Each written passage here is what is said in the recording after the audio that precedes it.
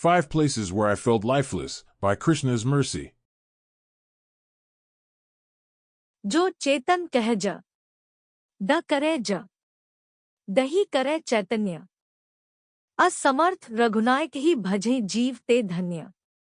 Quote, those living beings who worship Shri Rama, who is capable of turning the living into non-living and the non-living into living, are fortunate and blessed.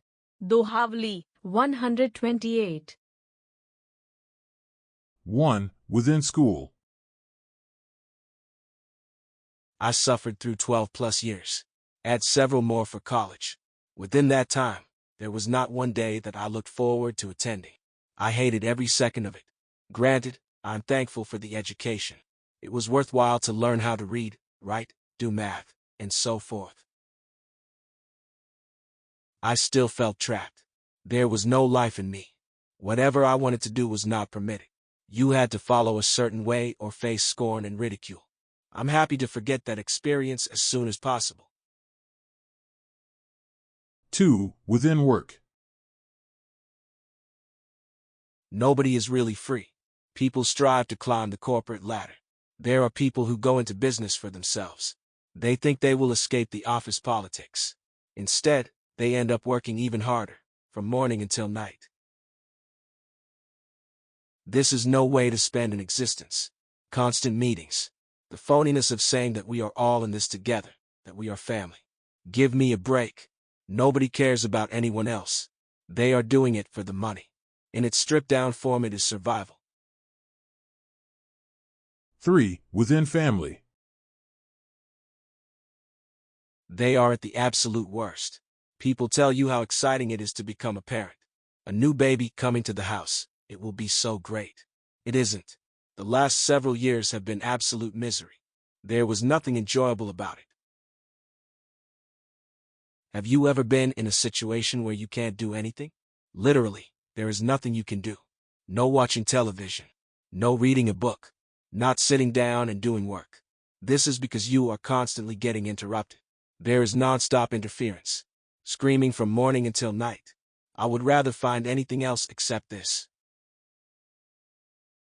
4. Within Failure. I tried so hard to get it done. I wanted to do the right thing. It meant a lot to me. I don't care about many things, but this was on the top of the priority list. Why didn't it work out? Why did I end up such a failure? What is the purpose to even try? Why bother? Better to sit on the sidelines, where it is safe. Better to remain anonymous than to become infamous as a failure. 5. Within Success. According to the bank account, I am now wildly successful. I'm within the upper echelon of income earners. I'm in the highest percentage. Not that much has changed in my life, but for the time being I do not have to worry about money. To tell you the truth, nothing has really changed. I don't feel an added sense of worth. It is not like I have suddenly discovered meaning to life. I have no purpose. Everything is nothing. There is just a vast emptiness filling the remaining time in this life. Goswami Tulsidas gives the way out.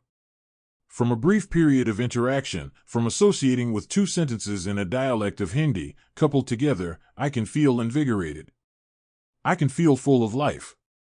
I can realize the truth to the meaning of the words presented. We reach the conclusion by starting with the premise of the 2 unexplained mysteries of life. Birth and death. From where does a person come? How is it that there is growth within the compact area of the mother's stomach? How can we predict with a relative degree of certainty what the new child will look like? They will resemble the mother or the father, or maybe show hints of both. The forehead is like the grandfather's, you see. The smile is like the maternal uncle's. The propensity for mischief and devising elaborate schemes to fulfill desires is just how the father behaved during childhood. Where does a person go after death? How is it that such an end is guaranteed for every person? Why does it have to be this way? What is the scientific explanation? There must be a way to stop the travel by force. There must be a secret to unraveling the mystery, for understanding everything in a clear manner, with sobriety, Daira. देहिनोऽस्मिन् यथा देहे कौमारं यौवनं जरा तथा देहांतर प्राप्तिर धीरस्तत्र न मुह्यति. Quote, as the embodied soul continually passes, in this body, from boyhood to youth to old age, the soul similarly passes into another body at death. The self-realized soul is not bewildered by such a change.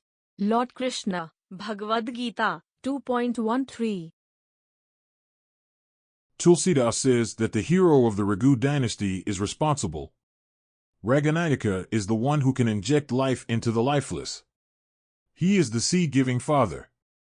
The development takes place through the material covering, which is something like a set of clothes.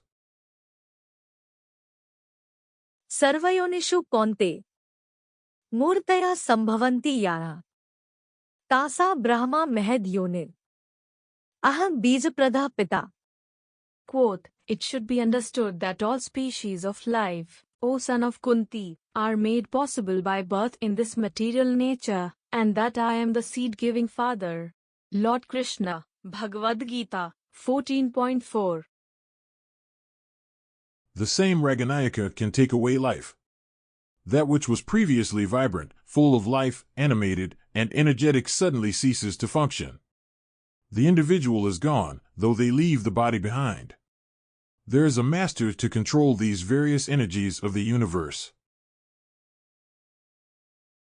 Narayan प्राह सर्वे न कुतश्चन बिभ्यति स्वर्गापवर्ग नरकेश अपि तुल्यार्थदर्शिना. Quote, devotees solely engaged in the devotional service of the Supreme Personality of Godhead, Narayana, never fear any condition of life. For them the heavenly planets, liberation and the hellish planets are all the same, for such devotees are interested only in the service of the Lord. Srimad Bhagavatam, 6:17-28. With an understanding of these basic principles, those who are fortunate worship Raghunataka. They are truly blessed. They do not waste time with anything else. They have seen the other side. They are not interested in the illusion of Maya. They would rather be always full of life. In closing, be full of life rather than separate rewards to gather. Where only in misery spent, not joyful the time went. To the one everything giving, who responsible for living. Blessed the path I have found, saints carefully passing down.